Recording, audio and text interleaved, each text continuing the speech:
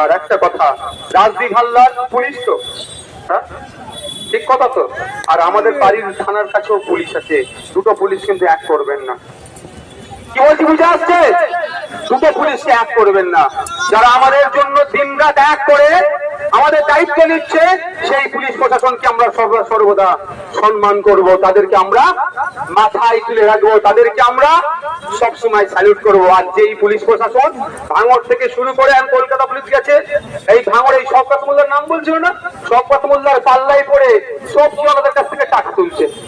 ভাবতে লাগে ক্যালকাটা পুলিশের এটা কি দিয়ে?